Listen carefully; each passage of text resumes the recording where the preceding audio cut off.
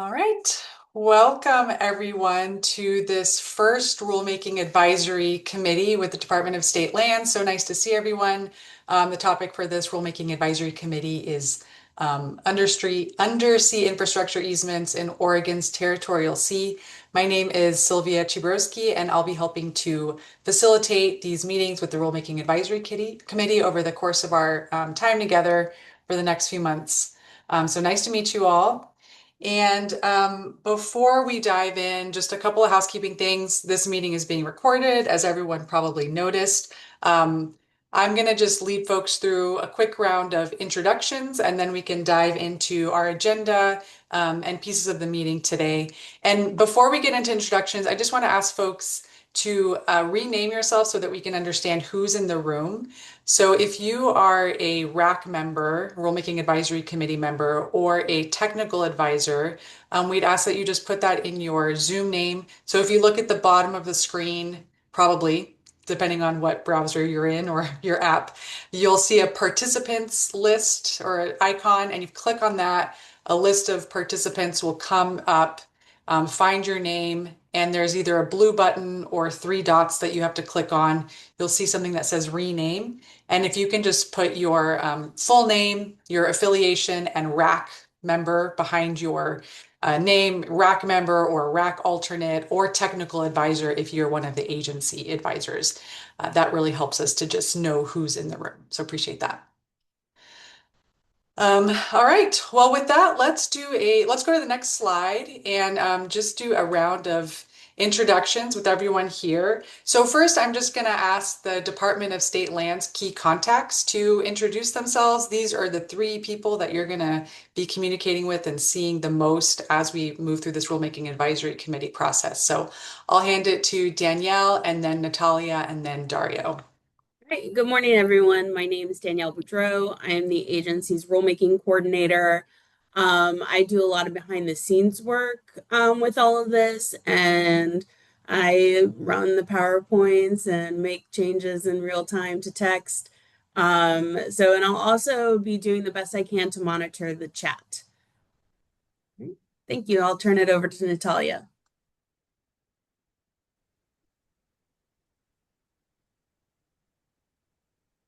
Oh, and Natalia, we can't hear you again.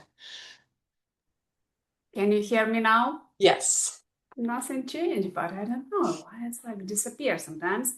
So I'm Natalia Strunatka, territorial specialist, and it looks like I'm the lead author. So I'm presenting about our rulemaking today with our colleagues, and mostly my responsibility is with DSL, the ocean policy, and everything that happened in the territorial sea. Thank you. Hi, everybody. I'm Dario Frazone. I'm a proprietary coordinator with the Department of State Lands. I work on managing use of state-owned waterways, and my day-to-day work is basically managing active authorizations and processing applications for new or renewals of authorizations. Great, thanks. All right, well, let's hear from Rulemaking Advisory Committee members. And I'll maybe go first to Cameron and then Eric and then Jason, if you just want to introduce your name, your organization, who you represent, and just anything you want to say about your interest in being in this RAC, what you're most interested in learning about or providing input on as we move forward. So just, a minute or so from folks. So I'll turn it over to Cameron first and then Eric. Great, thank you. Cameron Fisher with Environmental Science Associates, formerly with 48 North Solutions. I'm the Director of Marine Infrastructure. I've been involved with a lot of the subsea cables landing within the Pacific Northwest, and as well as marine energy within the region. Very interested to learn more about the changes in regulatory policies within Oregon and how it relates to the changes in this industry with cables in the territorial sea. Thank you very much. Great, thanks. And Eric? I'm Eric Chambers. I'm the Director of Employee, Customer, and Community Services at Central Lincoln PUD. We are the community power provider on the Central Oregon coast for communities from North Bend to the south to just shy of Lincoln City to the north. And I'm interested in learning more about the potential impacts of the legislation, specifically as it relates to power utilities. Great, thank you. And then Jason. Oops. You know, you are breaking up quite a bit. Why don't you try again?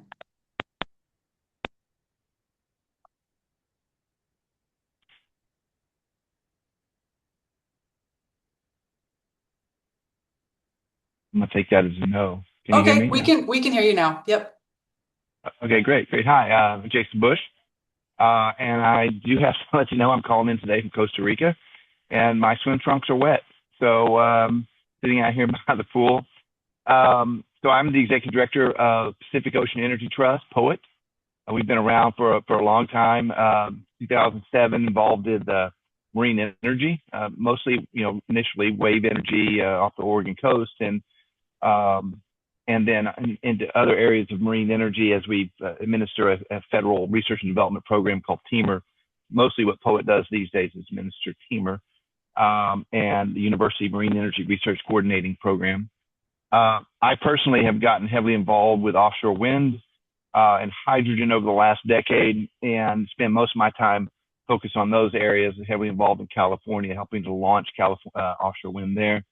And I'm keen to see a thoughtful rewriting of the rules to make sure that we are providing protections for Oregon, but also at the same time making sure that we're thoughtful about the kind of rules we write and the barriers that we may inadvertently erect, well-intentioned or not. And I just want to make sure that we're very thoughtful about that. So I appreciate the opportunity to participate on the RAC. And I think about it obviously mostly around electrical cables coming to shore, but that will be a long time before we're really focused on that. So right now, just thinking about it through the lens of data cables. Great, thank you. All right, let's go next to Jill, and then Joanne, and then Kevin. Hi, I'm Jill Rolfe. I'm the Coos County Community Development Director. My primary interest is around the regulatory and policy as it relates to coastal, especially estuaries. Thank you. Great, thanks for being here, Jill. Joanne?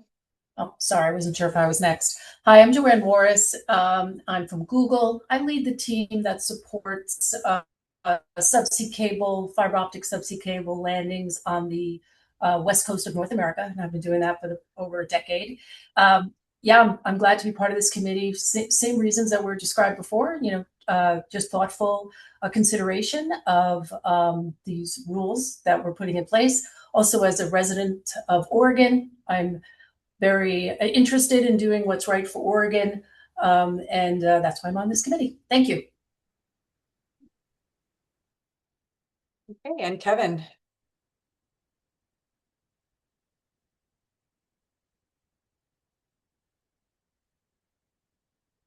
Thought I saw Kevin. Is that maybe not? All right, let's move then to Lene. Yeah, this is Kevin Raniger with Band and Power. Oh. Sorry. Go ahead, Kevin. Sorry about that. Yeah, so I'm just the supervisor of Band and Power. Yeah, I'm here just to listen and give what input I can help you guys with. Great. All right, and Lene? Hi, I'm Lene Rutledge, and I represent community engagement.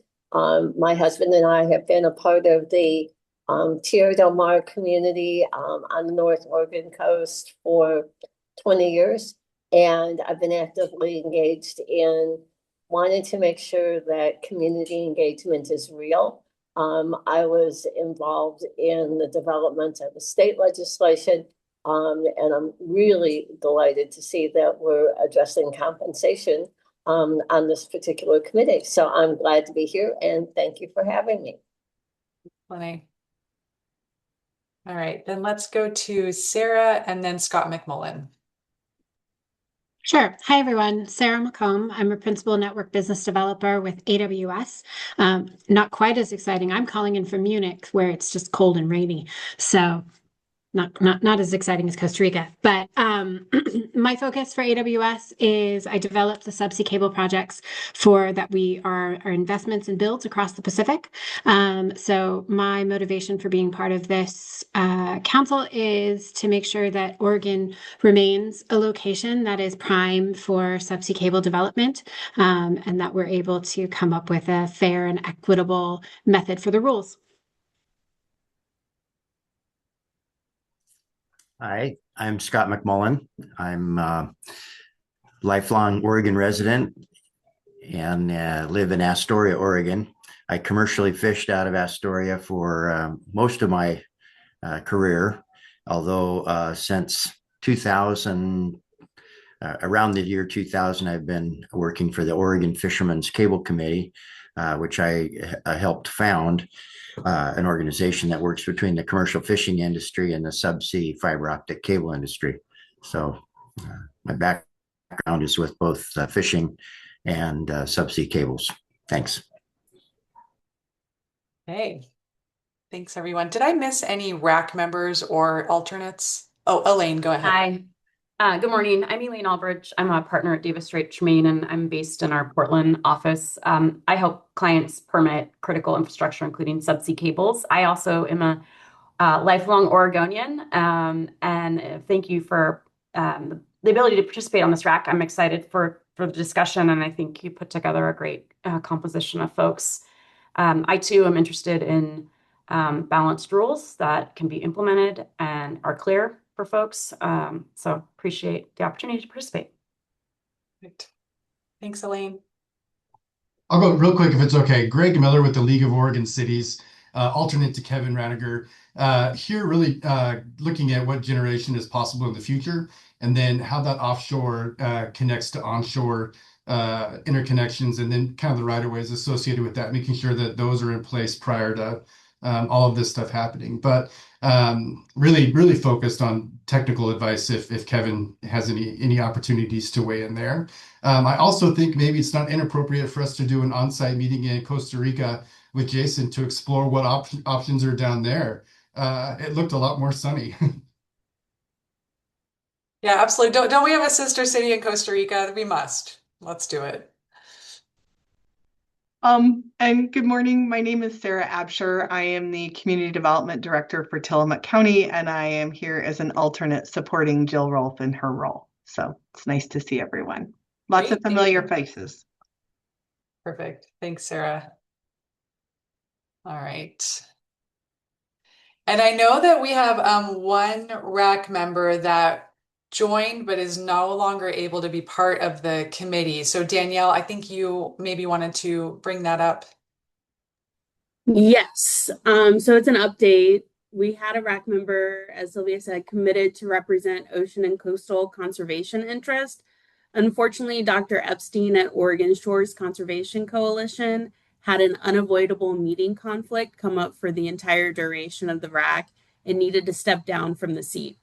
We have done a lot of outreach, tons of outreach, to try and fill this seat, but unfortunately, we're hearing that many folks who work in this area are over capacity with competing priorities at the local, state, and federal level.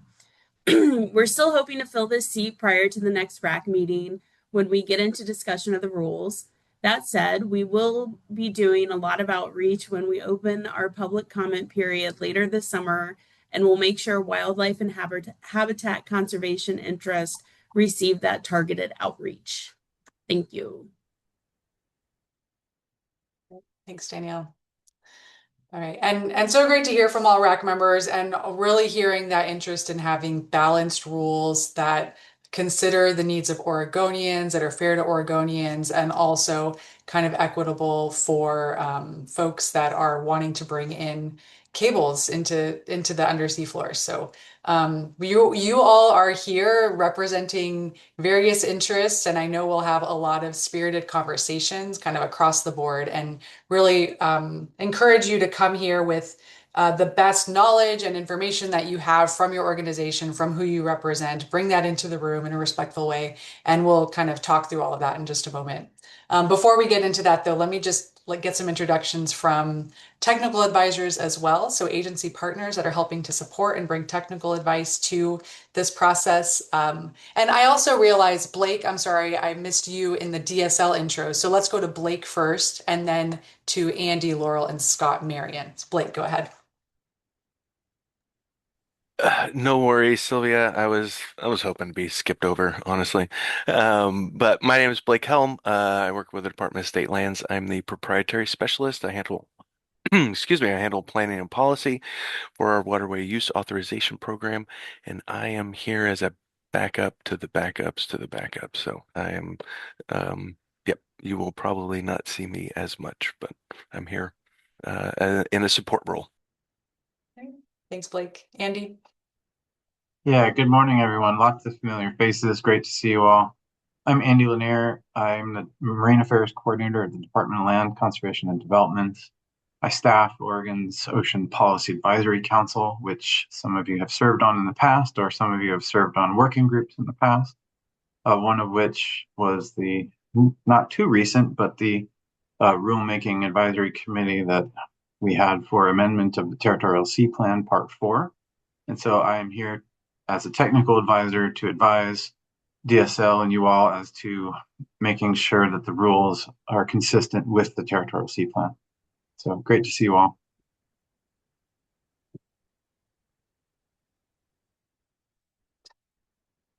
And Laurel?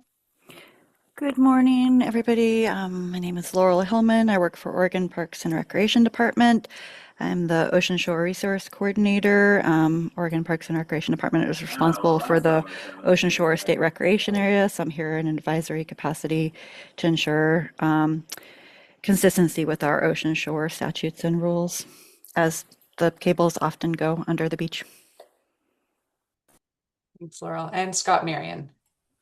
Good morning, all. Scott Marion with Oregon Department of Fish and Wildlife. I'm the project leader for what we call the Marine Habitat Project. As the name implies, I am focused on seafloor ecology and habitats. I'm a researcher, primarily use remotely operated vehicles to do surveys of seafloor habitats and communities. So I'm familiar with the ground that these cables transit, and I participated in the Territorial Sea Plan Part 4 revision process and have commented on cables over the year.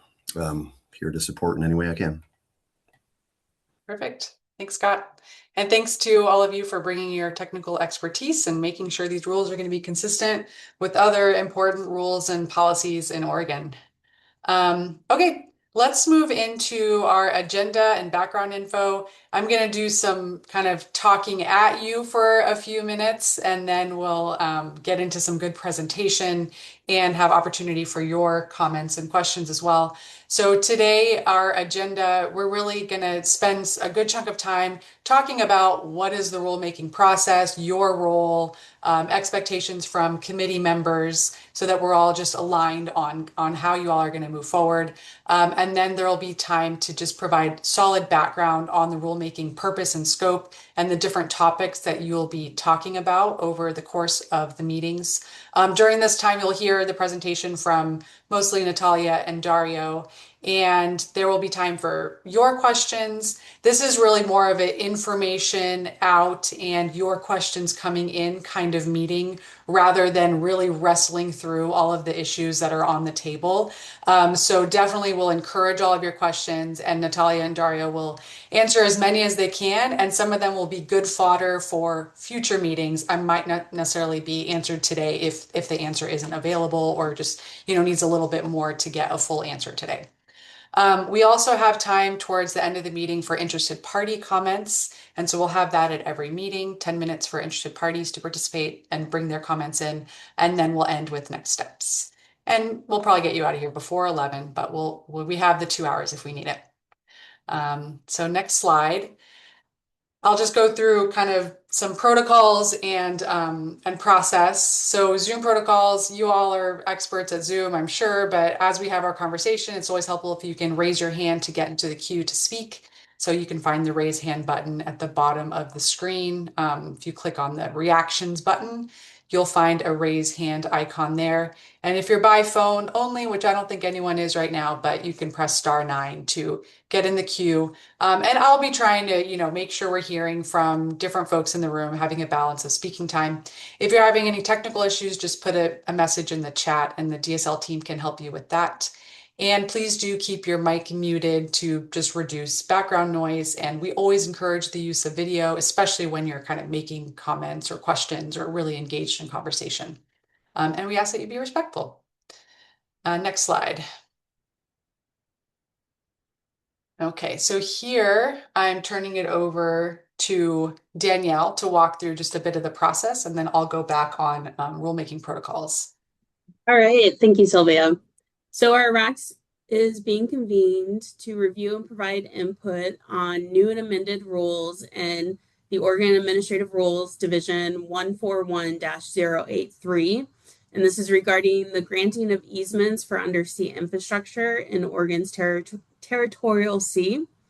Proposed changes to the fee structure and compensation rates, proposed rule language, and potential fiscal impacts. And you'll have most likely noticed that when you got the draft rule text, it is not a red line version. This is because our changes were so significant and the number of rules we added were a few that it was hard to read and track changes. So we decided to be nice and give you a clean copy. But we can for sure send you a link for where to find the current rules if you're curious as to how those have changed. So our rulemaking process, and if you have any questions about the rulemaking process, feel free to contact me, and I can explain everything that we're doing. So we draft our proposed rule language by getting approval to begin the rulemaking, which is provided by either the DSL director or the state land board. In this case, with these rules, it's the state land board. And then DSL drafts the proposed rule language. And then we convene our rulemaking advisory committee, which is obviously the step that we're at now. In these meetings, they're open to the public, and during which we will discuss rule language and materials, and that includes our partners and those impacted by the rules. During our introductions, you got a good idea of, everyone who's on the committee and all of the varied interests that are represented. Once we finish up with our rulemaking, our RAC, we then open a public comment period. And this is done by publishing a notice of proposed rulemaking with the Secretary of State. We have a public rule hearing midway through the comment period. We will most likely have more than one. We haven't discussed when yet, and we'll most likely have at least one in-person meeting. And again, we haven't discussed where we're going to have that yet, but that information will all be in the notice of proposed rulemaking, and RAC members will get special notification that that's published. So we will be keeping you in the loop at all times. And after our public comment period closes, we review all of those public comments very closely, and we make amendments as needed. So approval to file with the Secretary of State is provided by the DSL director or the state land board. And again, in this case, it's the state land board. And then it's just a continuous cycle as we can do it. So are there any questions about the rulemaking process? No, hearing none. I will go ahead and turn it back over to Sylvia. Great. Okay. So I'll just go through some of your operating principles and role. You should have received the operating principles document as part of your meeting materials. So your role really is to be advisory to the department. You are an advisory board, and throughout the meetings, you'll be considering a range of issues and options. So we really want you to provide your input honestly and respectfully throughout the meetings, discuss pros and cons, develop recommendations. So that'll be your role throughout these meetings. And you are here kind of at a DSL's discretion, so invited by DSL to serve on this committee. And you may also have alternates, and several of you already do. So if you have a designated alternate, that's great. We kind of have them on the roster and include them in all emails. And if you have a specific alternate that you need to designate for a single meeting or so, just let me know at least 24 hours before the meeting so we can make sure that they get all the materials they need. And it is up to the primary RAC member to make sure that the alternate is up to speed and can engage in conversation at the meeting that they're a part of. Next slide. So we do have 5 meetings set for the Rulemaking Advisory Committee. The first one today is really just this background and orientation. And then we've got 2 meetings on March 11th and April 8th that will really dive into sections of the draft rules. So kind of half the topics are going to be brought up at March 11th and the other half on April 8th. So that'll be an opportunity to learn more about the rule changes and bring your comments in. So for those meetings in particular, really important that you review those sections of the rule and come prepared with your comments. And then we have a meeting in early May, May 6th, where DSL will come in and provide some proposed changes or responses to your feedback, and kind of we'll have conversation with you all on getting to some agreement on changes to the rules. And we have another meeting set for May 27th if needed, if we're not able to wrap up all of the work at that May 6th meeting. So hold that one on your calendar, but we may or may not need that one. Okay. This is your rulemaking team. We already introduced ourselves, but again, Danielle, Natalia, and Dario are the faces you'll be seeing throughout these meetings, and myself as the facilitator. And on the next slide is my role as your facilitator. So I'm here to just provide a safe, welcoming environment for you all and to help you all have strong conversation, bring your input. I might ask some deeper questions to make sure all issues are getting on the table. And I'll also be working to provide meeting summaries so that you all know what happened at the meetings and they act as a record of the rulemaking. And I'll also be your primary kind of communicator coordination between meetings. So if you have any questions, want to bring anything up, please feel free to reach out to me. And on the next slide, I am not an advocate for any point of view. I'm, neutral as to outcome, but I am not neutral when it comes to process. So if I'm seeing something that needs addressing in terms of how you all are operating with each other, I may make recommendations for, how to bring in input and move the conversation forward. There may also be times where we have offline conversations, and if it's a confidential conversation, I will seek to keep that information confidential, but also know that this is a public process. So things may be subject to disclosure by public records law. And you are always encouraged to approach me if you have any procedural issues, see anything that you want to talk about. I'm just an open door there. Next slide, DSL's role here is to provide technical information and administrative support. And of course, they'll be working to take all of your input and update the rules accordingly. And they kind of do the scheduling, preparing meeting materials, and maintaining the public record. All of that is on the website as well, which I forgot. Let's put that in the chat in case folks need a link, if you don't mind, just the rulemaking website that has all of the materials and things that you need for today's meeting and future meetings.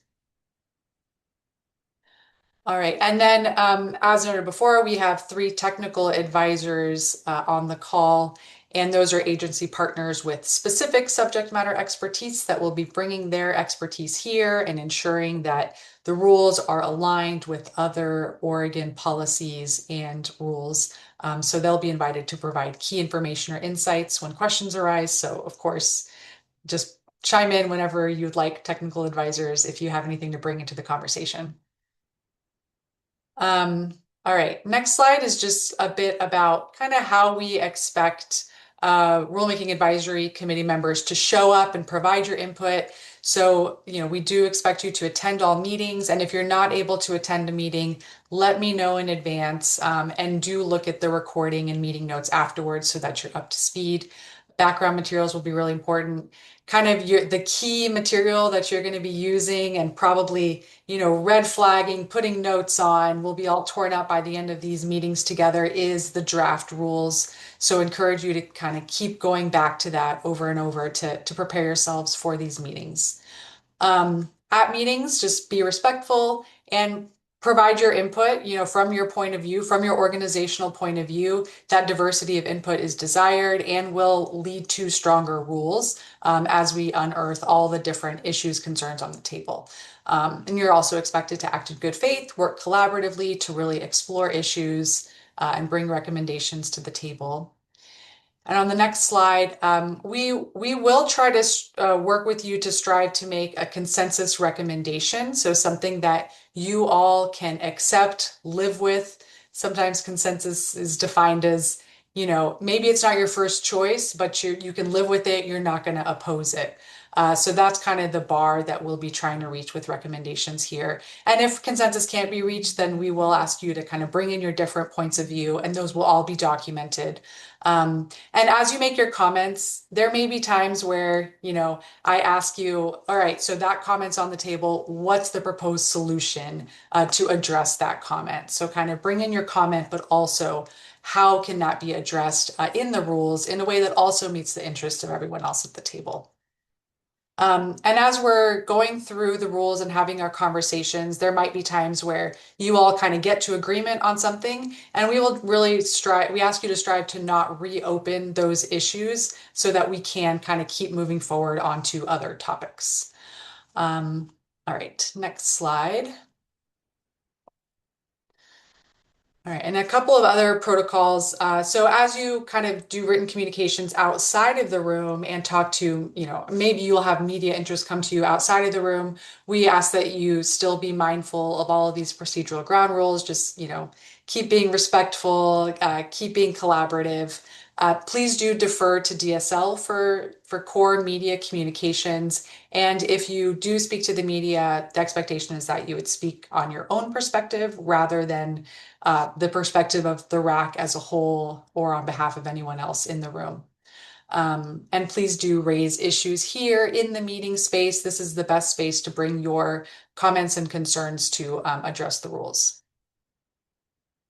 All right, I think I have 2 more slides and then I can stop for questions. Meetings are open to the public, and all records are public records that may be released in response to a public records request. Keep that in mind. And interested parties may be attending our meetings, and you are welcome here to observe, listen, absorb the conversation. The meeting time conversation is really for RAC members, and we'll have time at the end of the meetings for public comments, timed public comments. And of course, there will be a public comment period and potential public hearing after the RAC has completed its work.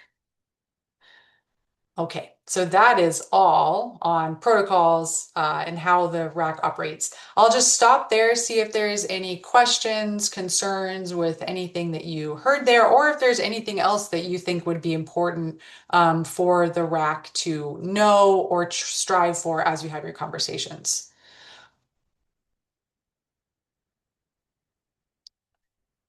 Okay, great. Then with that, I am going to hand it over to Natalia to go over the background of this rulemaking and the scope. And again, Natalia will bring in others from DSL as needed in this presentation, and we'll pause at key points for questions. So just wait for those key points, kind of maybe jot your questions down because it may be answered by the next slide.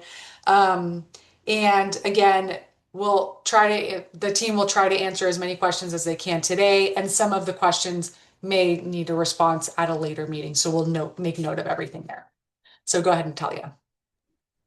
Thank you so much, Sylvia. Can you hear me? Just want to check one more time. Yes. Great. So yeah, before we dive to the presentation, I really want to thank you, our state agency. It was a long way to draft this rule and to make it that shape that is right now. And we had many comments and several rounds to try and incorporate everything. So it's really, I'm really grateful for our state agency who provide comment and review the draft as well. And I'm really thankful to RAC members and technical advisor here. And I hope that we will have fruitful discussion and your expertise to incorporate. I do want to that this is a general meeting, the first meeting that we can stay focused only on question. What we have on agenda right now, and we will dive deeply in different section in the next meeting. So the overview of today's presentation background, we will talk a little bit about Department of State Land proprietary program, what we are doing, and why we're here. Then we will move to the Oregon Territorial Sea and Territorial Sea Plan a little bit and talk about undersea infrastructure, why we need these rules and etc. And also territorial sea easements. And I would ask you to save questions till the end of this portion of presentation, because some question you might be here answering in my next presentation, so that we still focus, so you can write down them, and then at the end of this portion of presentation, there will be some question that we can answer. So thank you so much, and I will give a floor to Dario. He will be talking about proprietary program, and then I will continue. Thanks. Thanks, Natalia. So just to talk a little bit about DSL's proprietary program. DSL's proprietary program manages roughly 5,000 authorizations across the state of Oregon, from the west at the Oregon coast out east to Snake River, and from the Columbia River in the north down south to Klamath Lake. These authorizations include easements, licenses, leases, access agreements, and registrations. And they're all issued under 9 different divisions of administrative rules and cover a wide variety of commercial and non-commercial activity. DSL's proprietary program staff help by processing applications for the use of state-owned submersible lands. We also conduct site visits. We review certificates of insurance for bonds and for compliance with financial assurances that are required by certain authorizations. And we handle compliance issues with authorization holders. And when necessary, we draft enforcement notices when authorizations are out of compliance. And we also handle inquiries from the general public regarding navigable waterways and ownership questions. And I'll hand it back to Natalia. Thank you, Dario. So a little bit about Oregon Territorial Sea, that we are all on the same page. So basically, it's part of the ocean, and Oregon Territorial Sea, those water and the seabed that owned by DSL extended 3 geographical miles seaward from the Pacific coastline. And this area and ocean resources within it are managed by state and federal agency like NOAA, Army Corps of Engineers involved in trust of the public. And Oregon Territorial Sea Plan is kind of management plan for the ocean resources that first was adopted in 1994. And it consists goals and policy that serve as a framework and coordination to guide all agency in managing ocean resources within that part of that we call territorial sea. And territorial sea plan currently has 5 different parts and mostly related to Division 83. We will be talking about alignment with the Territorial Sea Plan Part 4, which is uses of the seafloor. The State Land Board, which is composed of governor, secretary, governor, secretary of state, and state treasurer, And DSL, as a state land board administrative agency, have jurisdiction over the submerged and submersible lands of the territorial sea. And Department of State Land has both proprietary ownership, they manage the seabed, and also regulatory responsibility with the territorial sea. For example, removal field permits. Next slide. And of course, the territorial sea, those 3 miles, in recent years, mostly developing a different type of undersea infrastructure. And some of the example of undersea infrastructure is very known, and we have mostly right now telecommunication fiber optical cables, power transmission cables that may come up in the future, pipelines. They're all examples of undersea infrastructure. And also we'll be talking about fixture to the seabed. That's also part of that. So those are physical assets that are placed on a fix or buried under the seafloor. And all uses of the seafloor within that 3 miles for any undersea infrastructure that occupy the state lands and ocean shore with the Oregon Territorial Sea require written authorization from Department of State Land and also approval by the State Land Board. And most undersea infrastructure projects require both an easement and removal field permits from DSL if moving some materials. The next slide. And here is just an example, current undersea cables that we have. This is a map from Territorial Sea Plan Part 4, was updated in 2023. So you can see right now that mostly we have here is on this map fiber optical cables, telecommunication cables, how they populated the ocean. This is just example how it looks like, and more will be developing in the future. The next slide. So territorial sea easements, as I mentioned, any project that use the seabed and without 3 miles will need to receive easements from Department of State Land. And what does easements mean? This is basically authorization issued by department to a holder, allowing the placement of undersea infrastructure on the seafloor of the territorial sea. And easements require approval by the State Land Board, and also all uses the seafloor project that will come up, they must conform to international treaty, federal law, local laws, and also state law, mostly including statewide planning goals 19 that related about ocean resources, and as I mentioned already, the territorial sea plan. Next slide. Now we're coming to the rulemaking.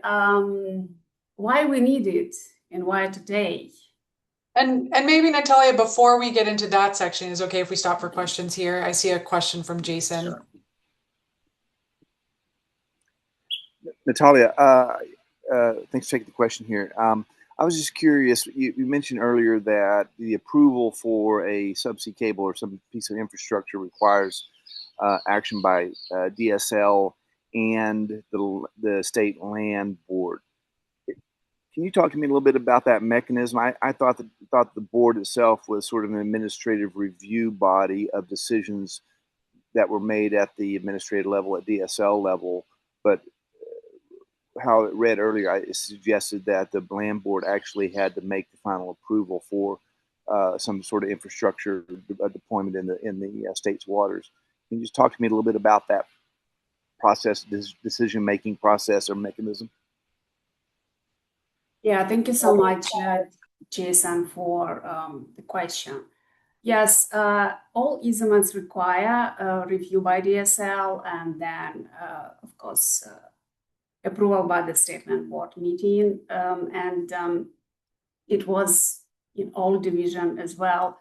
And that related because the easements and basically money that come from the easements They go to the Common School Fund to funding K-12 schools in Oregon. And State Land Board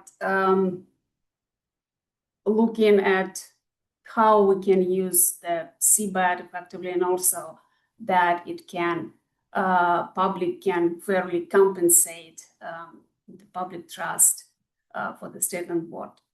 So it's the process, and we will talk later about that in the next meeting. The State Land Board is a final approval after all review process within the DSL, when submitted application, technical review process, and etc. And then we'll bring it to the State Land Board for approval and review to make a final decision of that. Yeah. And if Dario has something to add. Yeah, just one clarification is that not all easements need approval through the State Land Board, although there are easements in other divisions that do need approval by the State Land Board, such as a permanent easement for a bridge covered under Division 123 would need a State Land Board approval. But other term easements under other divisions wouldn't need review or approval by the State Land Board, say like a communication line over a river or something like that.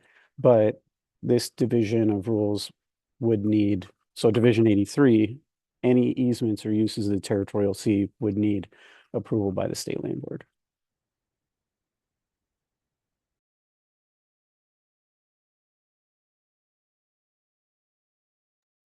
Great. Any other questions on that section that was presented on?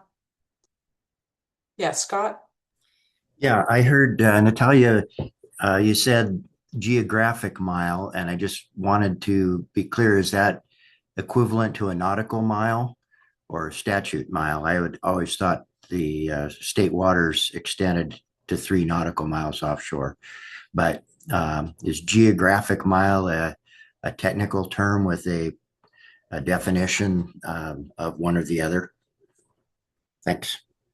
Yeah, thanks, Scott. Yeah, this is usually we have this definition in the statute, geographical miles and territorial sea plan. Yeah, but mostly common, you can also hear nautical miles of the territorial sea.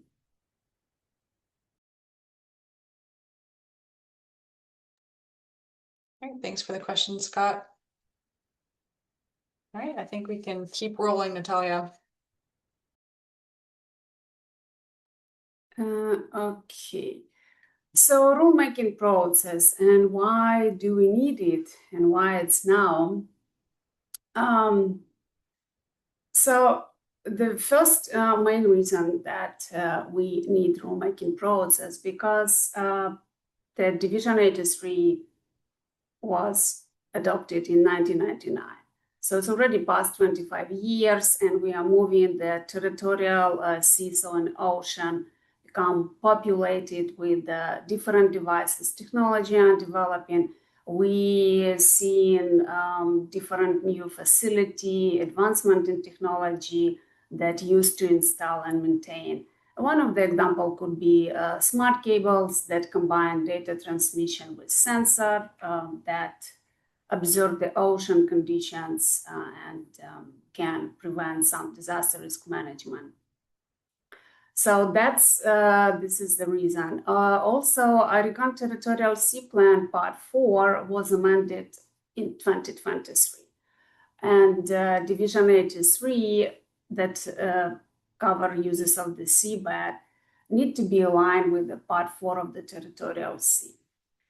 We need to reflect the changes that were recently adopted there. And most of the changes that we included in Division 83, and that was in the Territorial Sea Plan Part 4, that it's recognized that undersea infrastructure, cables, pipelines, other utilities, this is a critical infrastructure that require efforts from different interested parties. Also, the amendment creation and establishment of joint agency review team that can help streamline permitting process and gathering all stakeholders at the beginning, early planning of the project for coordination purposes. And then, of course, new legislation require fee updates. And we had Senate Bill 793 that required DSL to adopt fee structure, application, renewal fee, also compensation rate for the easements to construct, maintain, decommissioning all utilities on state land within territorial sea. That's because before DSL didn't have authority through the statute to establish those fee structure. So the Senate bill gives us authority, and that's why we're working also as part of this Division 83, and we propose a new fee structure and also align with the Part 4 of the territorial sea. The next slide. And as I already mentioned, the reasons that this amendment will allow us ensure consistency with the territorial sea plan, particular Part 4, align new process requirements, and also Goal 19 to manage ocean resources. Next slide. Also, this rule will reduce liability and risk. As you will see and review section by section, strong application requirements and more information about application review process, strengthening the state ability to manage and mitigate potential risk, and pre-application meeting that is now required by Part 4 of the Territorial Sea Plan, facilitated through the Joint Agency Review Team, we call it JART, will ensure that all information and resource inventory, use and effect evaluation that also require under updated Part 4 are collected in the early stage of the project planning, coordinated between all state federal agency for permit streamlining, and the JART pre-application meeting can advise applicants and the beginning of the stage with the different permits and what should be done to improve application process before actually applicants submit application package to the Department of State Land. Next slide. And of course, establish clear the fee structure. We try to do our best for the fee structure that Senate bill asks us, and new fee structure will be in effect from January 1st, 2027. And will support sustainable funding for the interagency application review and set compensation rate for the uses of the territorial sea for undersea infrastructure. And I mentioned before, the revenue and money will go to the Common School Fund that is managed by the State Land Board. Yeah, I think now, yeah, this is also my slide. And Division 83, there is many different initiatives go with the state right now. And Division 83 focus mainly on the uses of the seabed. And some of the topic, they would be outside of this rulemaking process. And we want to make clear what is outside so that we can stay focused. Any easements issue outside of the territorial sea, they governed by the Division 123, so that some easements on the uplands, also it could be rivers, lakes, those easements are outside of the scope of Division 83. Then we have Division 140 that actually governing ocean renewable energy facility and connected infrastructure that related to Division 140 is also outside of the scope of Division 83. So that power transmission cable and all facility related to renewable energy production, for example, wave energy, offshore wind that may come up in the future. Those outside of the scope. Special use authorization, we have different division that also touch territorial sea plan, but is outside of scope of Division 83. So that's Division 125. And special use authorization depends on the project. It could be leases, it could be short-term access. And example of those could be, for example, pilot project, demonstration or scientific experience that require short-term access, geological survey. That would be under special use authorization and different divisions. And also nothing changed from the old version outside of the scope, remediation and habitat restoration activity under the order of Department of Environmental Quality and Environmental Protection Agency. That governed by Division 145. So that's what is outside of scope, and we are not discussing under this Division 83 rules. Yeah, I think now I will hand to Daniela. Yes. So as you all may remember, you talked with our community engagement specialist, Kate McCusker, and we wanted to just let you know some of the highlights that we heard from those early discussions. The importance of understanding what is changing and why. There's a strong interest and tension around fees and cost responsibility. The desire for improved engagement with local communities and affected users, and the recognition of existing successful partnerships as a model, and the efficiency and regulatory clarity as shared priorities. So we will make sure we want to make sure that we're addressing your concerns and what we heard. So feel free to bring these up during our conversations about the rule language. And this is also why you're here, is to represent these interests and this information. And I think I turn it back over to you, Natalia. Yes. Or Sylvia to facilitate the questions. Sure. Yeah, thanks. Thanks for the great background information. So I'll turn it over to RAC members. Any questions for Natalia or the team on just that overview of proposed changes to the rules and kind of the territorial sea environment that we're all operating in?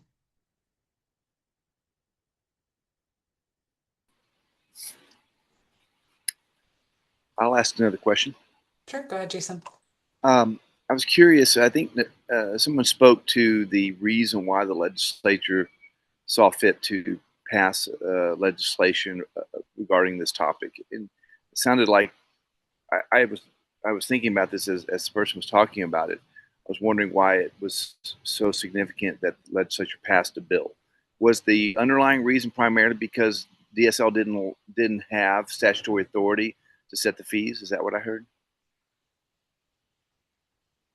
Thank you, Jason, for the question. Well, I mentioned, yes, that why we are doing this rulemaking right now and fee structure we discussed. And I mentioned that before DSL didn't have authority to establish fee structure. So that's the reasons why we are talking about fee structure right now. But again, as I mentioned, those rules was adopted, the old one in 1999, 25 years passed. And of course, markets are developing and we see more and more cables come up to the Oregon shore. And of course, when we see what other coastal states doing with the cables and undersea infrastructure and how much they charge, so of course we need to update those fee structure, which would be on the waters we have on the market right now, and also to compensate our administrative cost staff that review the application. We will be talking later about that. And of course, that public can fairly compensate for the uses of the seafood.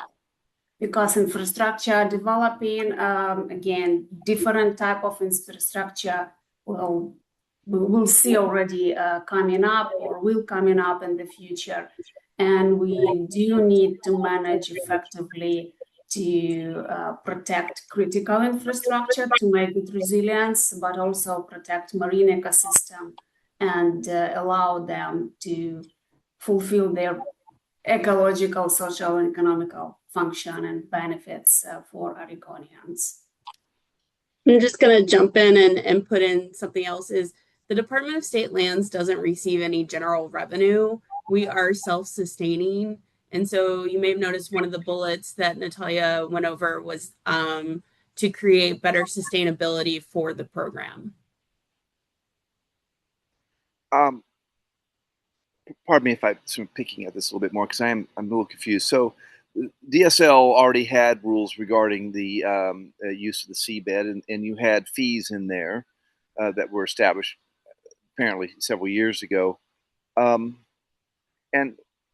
I'm kind of getting back to the why did the legislature see fit to actually do this? I mean, DSL can on its own authority decide to have a rulemaking and to change its fees, can it not? So why was this legislatively mandated? Dario, go ahead. And Jason, do you mind staying on mute while the answers come up? Just because there's some background noise interfering when, yeah, thanks. Go ahead, Dario.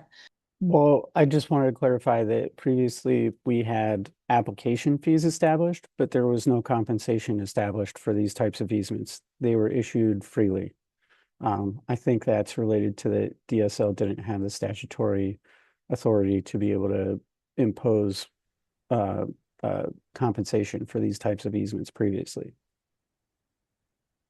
And to piggyback on that, there were fees in statute, but what this legislation has done is given the department authority to adopt those fees into rule.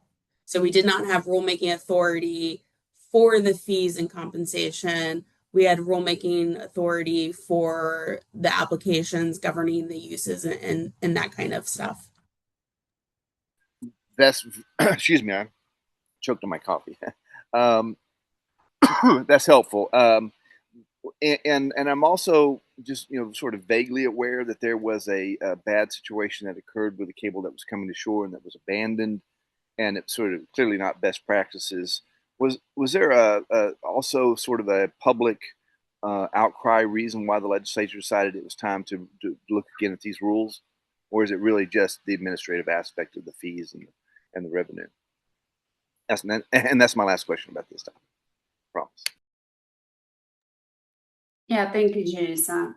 Yeah, it was a combination of factors, and yes, as Darian mentioned, before we only have 5,000, and it was only application fee. Everything else was free of charge. That's part of that. Yes, we need to revise application fee based on how much hours our staff involve in use of that, and of course alignment with the part 4. We have compensation fee, which we didn't have before, and also renewal fee. And this is another reason, yes, that legislation look at that. You mentioned that cable was abundant, equipment was abundant several years ago, which also make us to rethink how we can manage resources better and to protect marine ecosystem and make actually company responsible if something happen or emergency situation, and that you will see we added some requirements, for example, emergency response plan that we know in advance how it will be handled to better management of that. I hope it answers your question. Great. So thanks for the questions, Jason, and responses. So it sounds like a lot going into why these rules are being updated. All right. Others, any questions? Yes. And I'll just also open it up, if there's anything that you know you're going to want to go deeper in on at future meetings, something that came up to you, a topic. You don't have to make your comment on, but if there's a topic you want to make sure that we're focusing on in the future meetings, it'd be helpful to hear that too, so we can kind of structure our agendas around that. So if anything's coming up for you, would welcome that.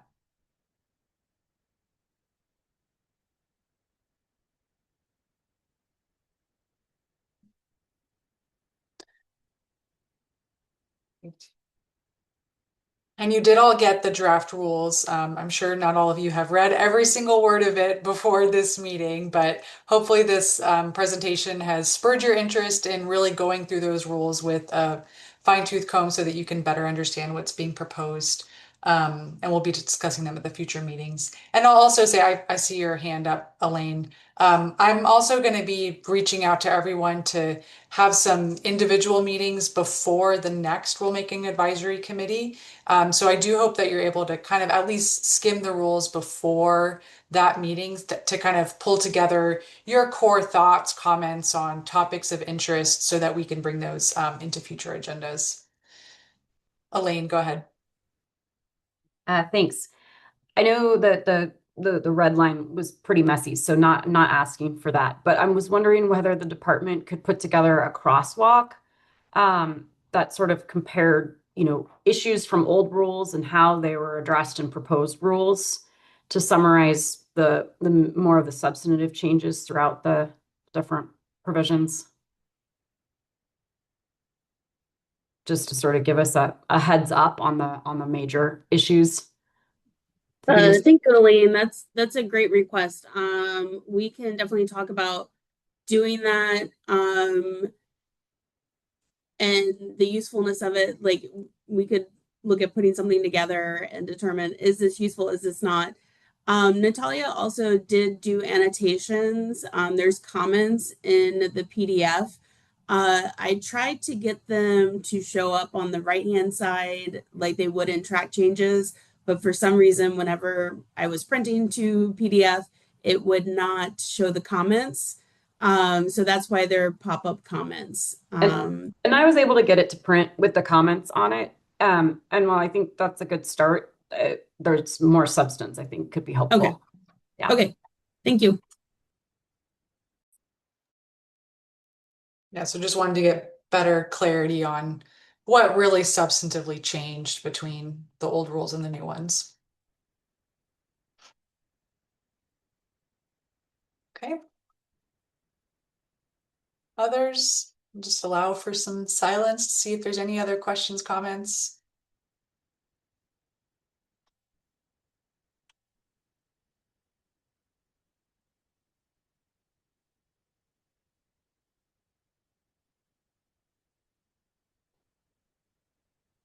Okay. Well, I think we can move into the next section then. Thanks, everyone.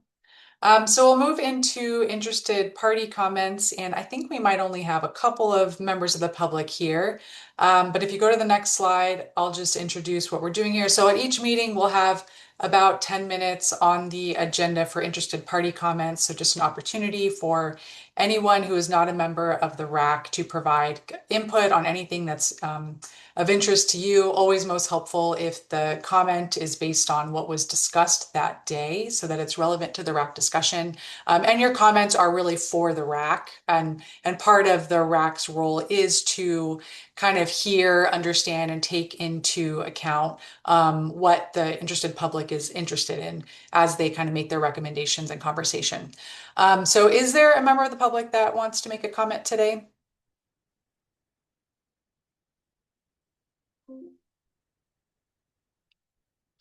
All right, I don't see any hands, so I will assume no, but always welcome in the future. And Sylvia, I have that one that came in from someone who wasn't able to attend. Go ahead, yeah, go read that in. There's also graphics that go with it, so I'm going to share that.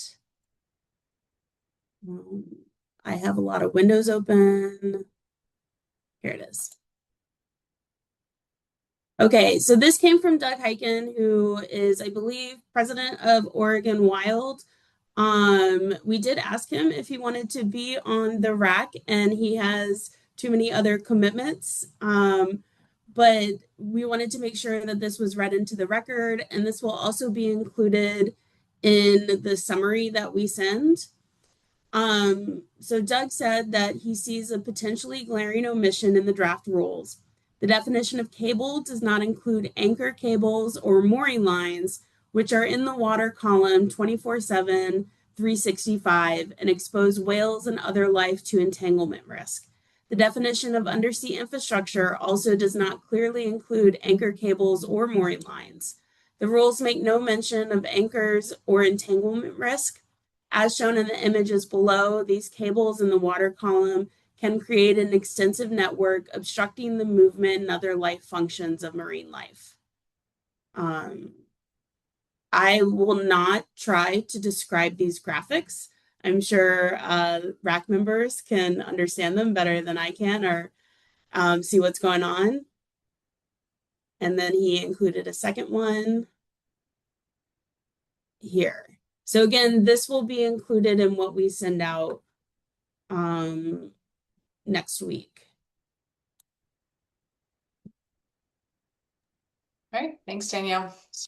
And is there an answer to that? I mean, is the obvious answer to me is that's covered in Part 5, but I think the intent is to have the RAC members consider what Doug has brought up.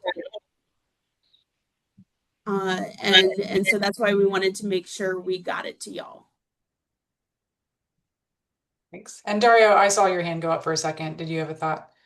My only thought was kind of similar to what Jason had mentioned, that the images depicted kind of show power buoys or wave energy conversion devices, and those would be covered under ocean renewable energy facilities, which are outside of the scope of this rulemaking.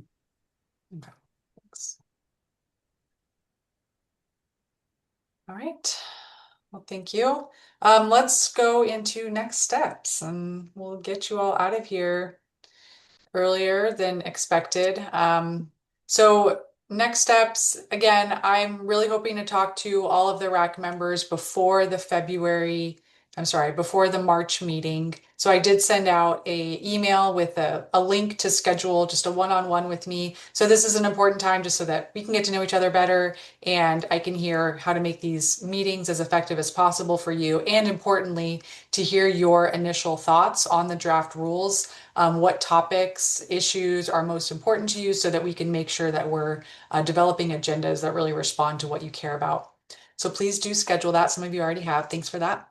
And then next week, about a week from today, you'll get a meeting summary and recording from today's meeting that will be posted on the website 1 week after each meeting. And then you should also expect to get an agenda and materials a week before each of the upcoming meetings. And sorry to interrupt. I forgot to finish that bullet. Sorry, I didn't put a note to myself. But we're going to be looking at rules 0800 through 0850 at the next meeting. So 141-083-0800 to 141-083-0850. So that way we want to make sure y'all have those rule numbers ahead of time so you can really focus on those rules. Yeah, perfect. So, and we'll put that all in the email too, in case you didn't get all those numbers. We'll make it really clear which rule numbers we're focusing on before each meeting so that you can be prepared. And that will be updated before I post it to the website. Okay. All right. Well, any kind of final comments, thoughts, ideas from folks before we close today? Well, appreciate your time, and we'll look forward to seeing you on March 11th at our next meeting. And of course, before then, in our individual one-on-one conversation. Thank you. Bye. Thank you. Have a good day.